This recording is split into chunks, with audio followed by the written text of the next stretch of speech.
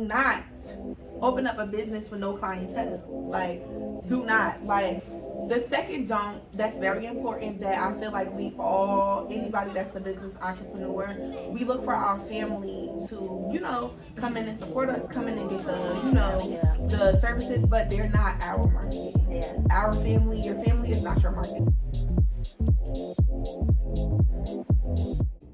Hey y'all, and welcome back to my channel. My name is Kay. I'm a marketing and content strategist, and this is a new series that I've started called Behind the Scenes Queens. And this week I have my first guest, Miss Reaka Sales, who is the owner of the Vanity Room Skin Studio. And this week we're going to be diving into how she started her business, the things that she's overcome, and she's just going to give you guys some entrepreneur tips and tricks. So, Reaka, thank you for joining me. Hello, how are you? I'm doing good. How are you doing? That's good. I'm fine. That's good. So, I want to know, how did you get started? What inspired you to start a skin studio? Well, I started back in 2000. Well, it came to me as a thought in 2018.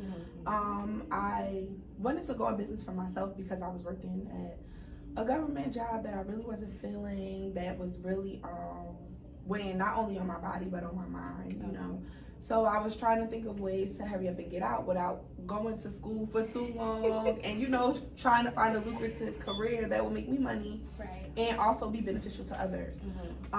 So I went to take a lash class to begin with, and as soon as I was done with the class, she was like, oh yeah, by the way, you have to become an esthetician before you can legally do lashes in the state of New Jersey. Okay. So, at first I'm like, I'm not going to school to do anything else other than what I went to school for. So time had went by, and a couple months later, I went to go get my tattoo license to do tattoo eyebrows, which is called micro shading. Lo and behold, at the end of the class, she also was, oh well, you have to be a licensed esthetician in order to legally do this in the state of New Jersey. So I felt like, all right, You had to do it. let's go to school. Right. Yeah. So I went to school. It was about 6 months, 600 hours. Amazing. I met some amazing people there. Some amazing women who, taught me the way in the beauty business. And honestly, I stopped doing lashes and started doing everything else that I've learned in school. It's so crazy, but I didn't even think about doing lashes anymore. So, which is why it's how I got into waxing. And now I call myself the wax queen, the pea fairy, because 15 minutes, probably less. Okay, so you started this business from where? Where did you start the business at? Okay, so now here's something for you. Graduated from, actually I didn't even graduate yet. I think I graduated in June, and before I graduated, before I had any clients, before I even had my certificate and my license, I opened up a salon in New Jersey. Okay. I wouldn't advise that though, because I lost a lot of money. I wouldn't say lost a lot of money because I still have everything that I, bought except for the location. Right. But I definitely opened up a location straight out of school. Okay. And that first business let me know a lot. A lot of don'ts and a lot of, why did you do that? Right.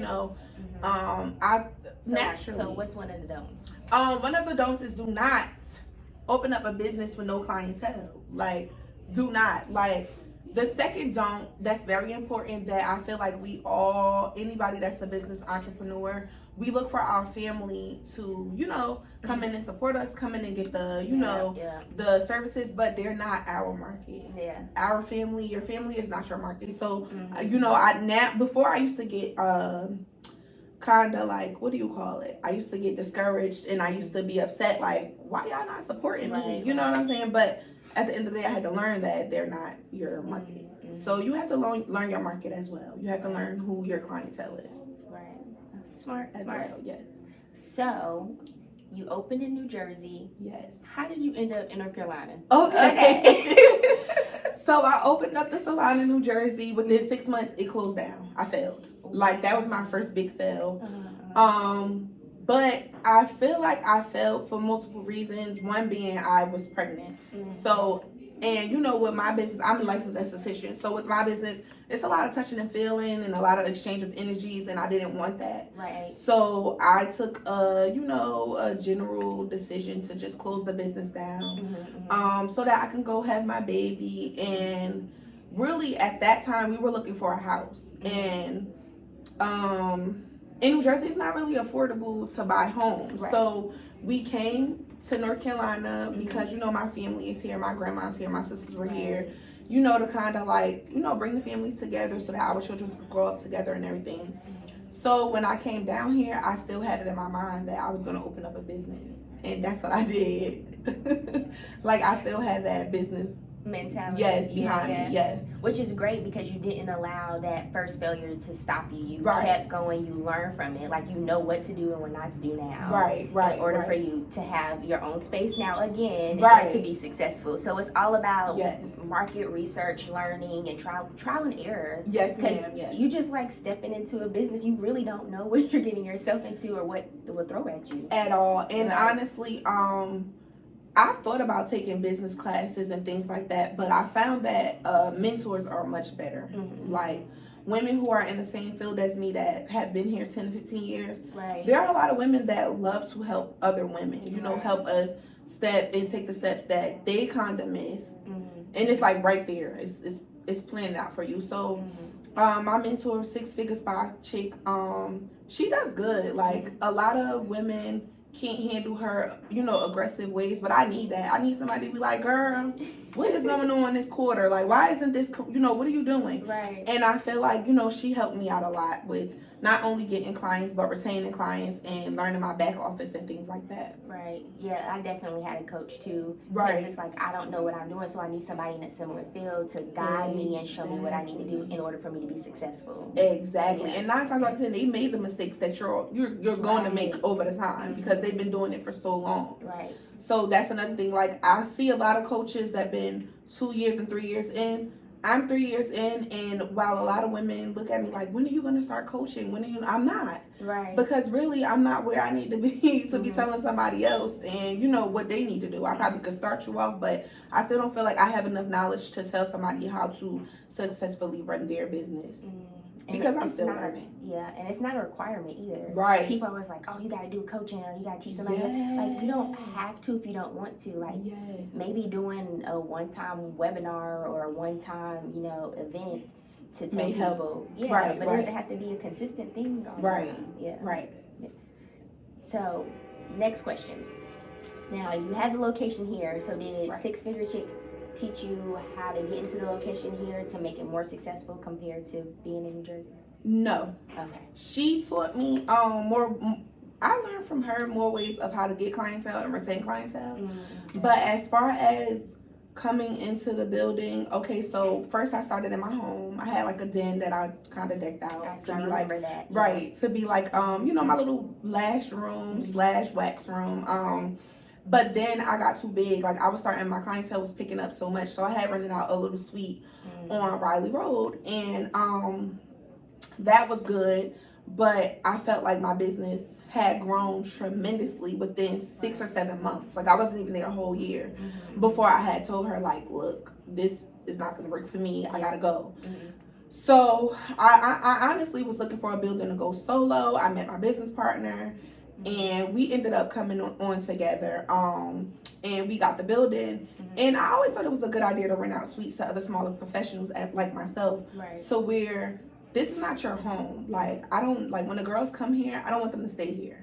I want them to get a foot, and I want them to go into bigger and better things. So just a starting place. Right, this is a starting place. And I'm here because, you know, it's mine. I know I probably need to get out of here as well, but I'm just kind of used to it, and I do want to expand eventually, but I kind of like being here with other girls, you know, just seeing, you know, how they're moving and seeing their growth. So the building basically is just a whole bunch of suites that we rent out to smaller business professionals. The building pays for itself. It's really good.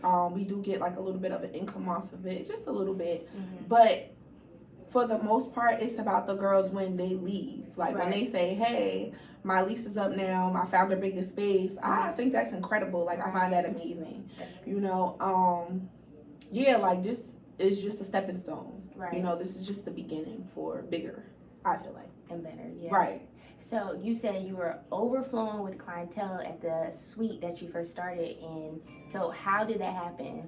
Well, I believe, in my opinion, word of mouth. Mm-hmm. Because no one knew me here. Right. I moved here with zero. I just had my family, like, and like I said, they didn't support me because, you know, they're not my market. So I had to learn how to get over that. But I do have one cousin here who still to this day is my client. She comes in, and I feel like her promoting my business kind of got me out there with other people who eventually started to promote my business and it was like, it was amazing. Yeah. Like the feedback that I got was amazing. And then I, like, in the process, I met other maybe nail techs. I think I know a lot of nail techs. Like I met a lot of nail techs. I met a couple of estheticians where we had good vibes and we would all like promote each other's businesses and things like that.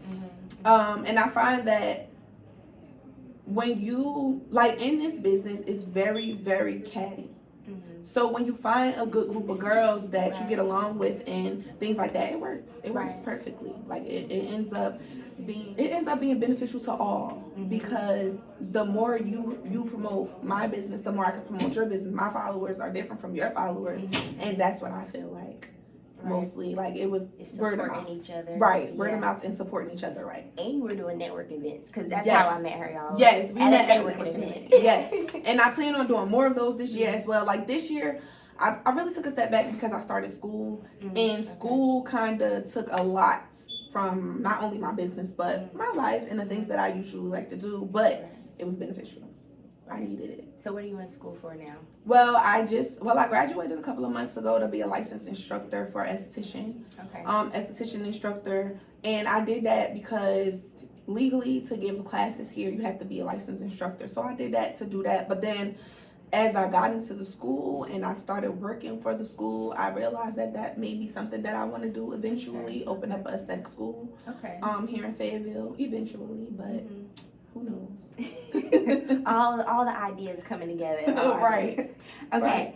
So we talked about how you started, how you gained these clients, you opened this new studio, which is amazing. So let's talk about you marketing your business. You said you have word of mouth. Are there other ways that you market your business as well? Yes.